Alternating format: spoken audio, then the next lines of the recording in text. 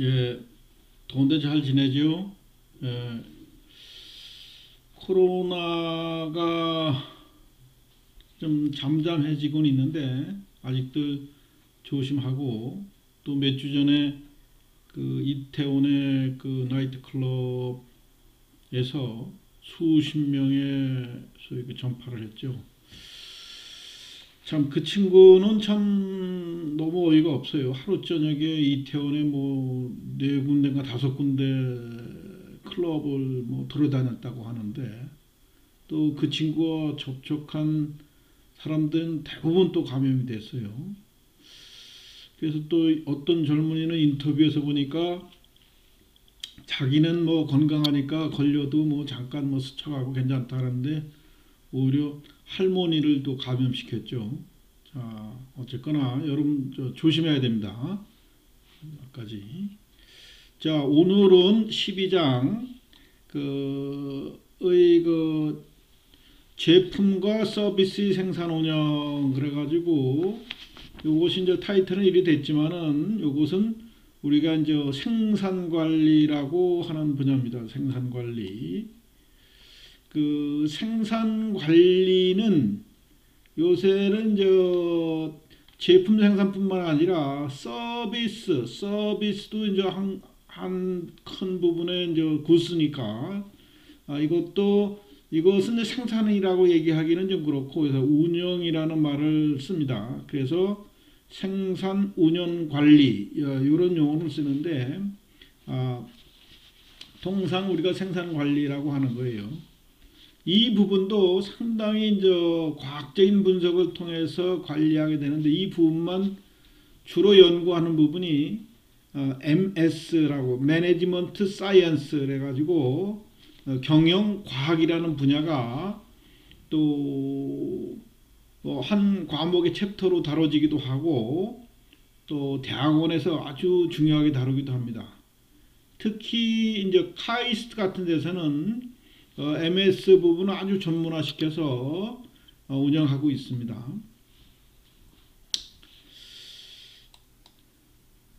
자, 들어가기 전에 교재를 읽어보지 않은 학생은 꼭 교재를 먼저 읽고 수강해 주기 바랍니다. 그러고 제가 이제 그 레포트를 부과를 안 했습니다만은, 여러분들은 숙제를 하기 위해서, 과제를 하기 위해서, 점수를 따기 위해서 연습 문제를 풀어보는 게 아니라 자기가 학습한 부분을 리뷰, 점검하는 차원에서 꼭 연습 문제를 풀어보고, 또 이렇게 요약해보고 정리하는, 또 기술해보는 습관을 항상 길러야 되는 겁니다. 그래야 내 것이 되는 거예요. 이거는 내가 시험 보기 위해서 공부하는 것이 아니라 이 사회에서 어울리는 인간, 또 능력 있는 인간이 되기 위한 공부인 거예요. 여러분들이 공부에 대해서 착각하면 안 됩니다. 서울대 의대 간 애들이 뭐 취업 안 합니까? 걔네들도 뭐 열심히 공부해가지고 결국 의사 되는 거 아니에요. 실력 있는 의사가 돼야 종합병원의 의사가 될 수도 있고, 또 전문의가 되는 겁니다. 그러니까 이 분야도 마찬가지예요. 우리 경영학 분야도. 여러분들은 내가 지난주에 그 드라마를 보는 사람들의 시각이 그 목적에 따라 다 다르다고 그랬죠. 이제는 여러분들은 이제 회계학과 경영을 하기 때문에 세상을 보는 눈도 서로 달라야 됩니다. 여러분들이 서울 시내 가서 아주 크고 멋있는 건물을 보면은 공학도, 소위 그 건축학과 학생들은 어떻게 보겠어요? 와, 저거 설계를 어떻게 했지? 뭐 이런 측면에 생각할 거고요. 미학도, 미대 학생들은 와, 디자인이 멋있고, 또 뭐 20세기 어울리고 전체 배경과 잘 어울리고 뭐 이런 측면에서 바라볼 겁니다. 그러나 경영학도, 또 회계학도는 어떻게 했어요? 조금 재미는 없지만은, 야, 저 건축하는데 총 얼마 들었을까? 한 500억은 들었을 거야. 그죠? 땅값 시세하고 하면 저게 건물을 줘서 판매하면은 한 700억 정도는 받을 거야. 그죠? 건설 기간은 몇 달 걸렸을 거야. 이런 생각을 하는 것이 정상적인 거예요. 여러분들도 식견이나 의식이 자연스럽게 이렇게 변화되기를 바랍니다. 자, 우리가 12장 도입에 이런 그림이 주어져 있죠. 이 포스코를 설명하고 있습니다. 포스코. 미래 철강 이렇게 이끈다. 그래가지고 스마트 팩토리. 스마트 팩토리는 이제 공장 자동화 단계를 넘어서 기계 간에도 서로 정보를 교환해가면서 원가 절감을 하고 최적의 품질을 생산하는 생산 시스템으로 만들겠다 하는 그 목적으로 이미 2017년도에 이걸 완성해서 지금 운영하고 있는 구조로 되어 있습니다. 사실 포항제철은 그 전 세계 철강 회사로 보면 상당히 후발업체인데 생산성이나 품질에서 세계 최고의 수준입니다. 그래서 우리 포항제철이 그 중국 철강에다가 이 기술을 뭐 전수해주고 있죠. 사실은 이 포항제철은 신일본 제철에서 기술을 배워온 거예요.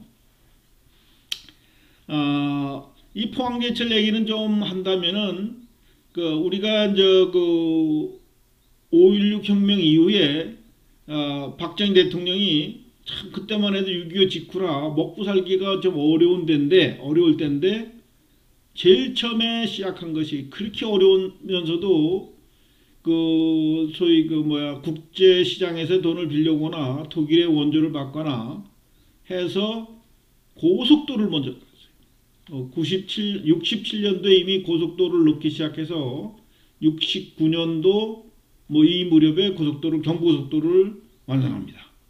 그때는 진짜 우리나라가 차도 별로 없을 때인데 이미 경부고속도로를 건설한 거예요. 그러고 더 놀라운 것은 포항제철을 68년도부터 건설하기 시작해서 불과 3년에서 5년 사이에 건설을 완료를 해요. 이건 세계 모든 석학들이 다 반대한 겁니다. 아니 한국에는 지금 먹지도 못해가지고 밀가루도 원조로 해서 먹고 우유도 원조해가지고 먹고 이런 나라가 무슨 제철 공장이냐 해가지고 다 웃었습니다. 그래서 신일본 제철에서 이 기술도 알려주었지만 니네들이 건설할 수 있겠어 했는데 불과 3년 만에 철강을 생산하기 시작했어요. 이거 뭐 대단한 겁니다. 포항제철 하면은 진짜 잊어서는 안 된 사람이 박정희 대통령과 박태준 사장이에요.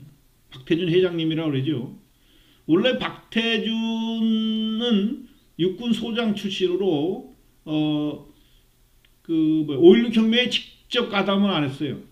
그러니까 박정희 대통령이 가장 신뢰하는 후배 중에 하나인데 너는 만약에 5.16이 실패를 하면은 내가 우리 가족 좀 돌봐다고 이렇게 부탁을 했을 정도로 인간적으로 상당히 신뢰하는 친구인데 5.16 혁명이 일어나자마자 대한중석이라고 하는 기업을 맡겼습니다.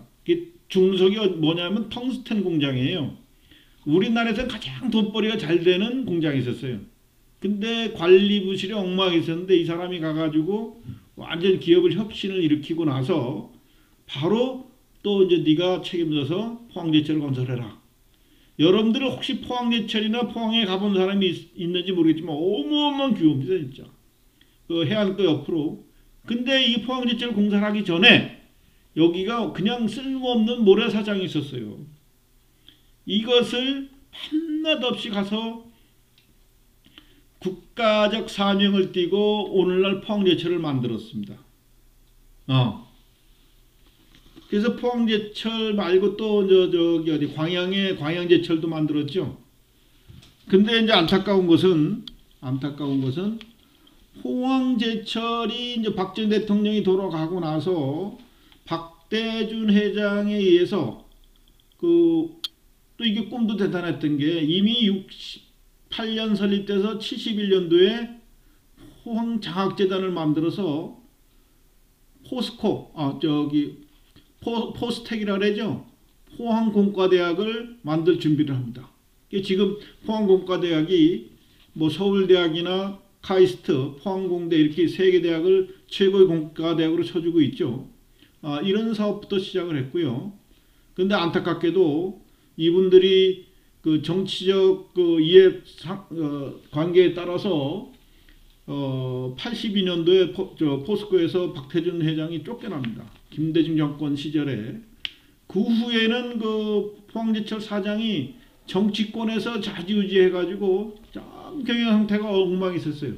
아직도 제품 품질이나 가격 경쟁력은 세계 최고 수준이지만은 그 번수익 가지고 엉뚱한 데 가서 투자하고 해서 회사를 말아먹고 그래가지고 진짜 포항제철이 경영 위기에 처해 있던 상황입니다.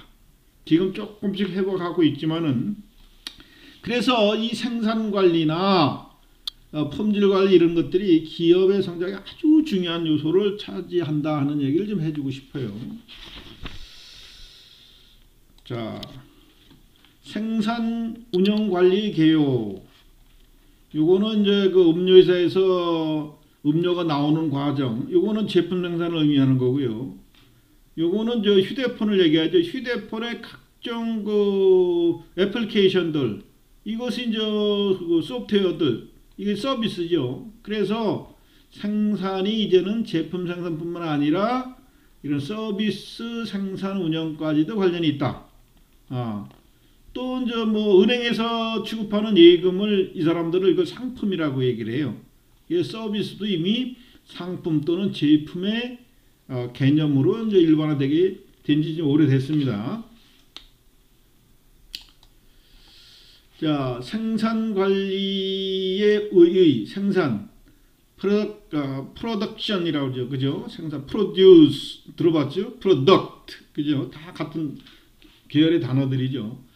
여러 생산 요소들의 변환 과정, 이게 이제 제조 공정에서 이제 가공되고 서비스의 어떤 그 계획에 의해서 서비스가 조건화되고 만들어지고 하는 과정. 소프트웨어 같은 것도 짜야 되잖아요. 그죠? 를 거쳐 제품 또는 서비스라는 경제적 가치를 산출하는 과정이다. 여기서 이제 여러 투입 요소라는 것이 요 밑에 필요한 자원, 그 4M이라 그러죠. 원자재, material, 설비, 머신, 인력, man. 사람이 들어가서 원자재를 설비를 이용해서 뭐 가공하고 그래야 되잖아요.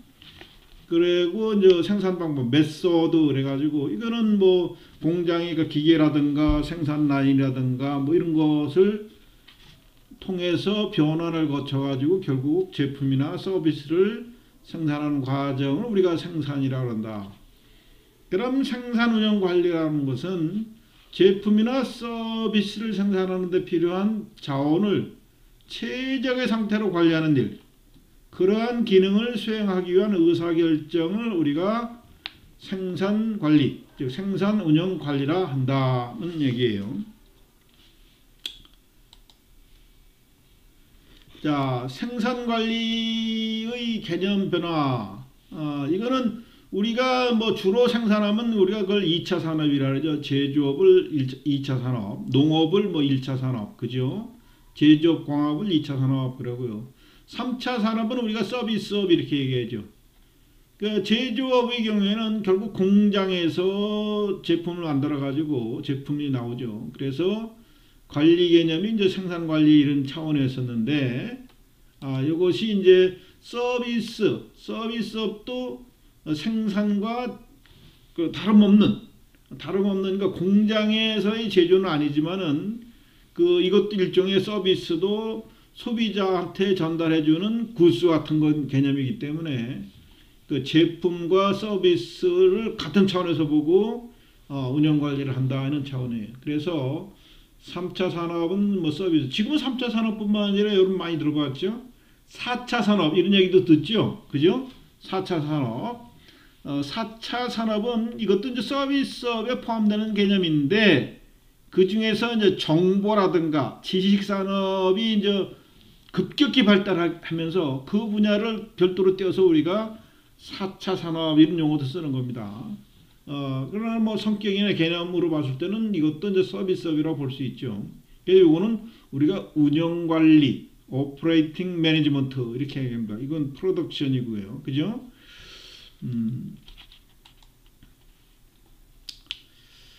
자, 생산관리의 목표는 결국은 좋은 제품의 품질을 되도록이면 낮은 가격에 소비자가 원하는 때 그 시간에 맞춰서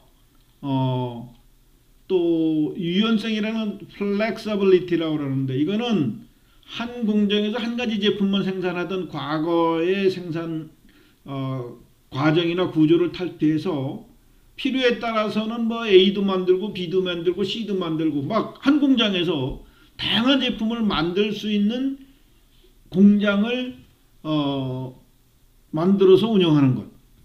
이것을 그 유연성 플렉서빌리티 팩토리라고 하는 말을 씁니다.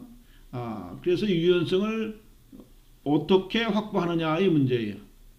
사실 그 생산 관리의 가장 기본적인 개념들은 이미 저 앞에 그 1장 그 부록에서 경의학의 이론 배웠었죠.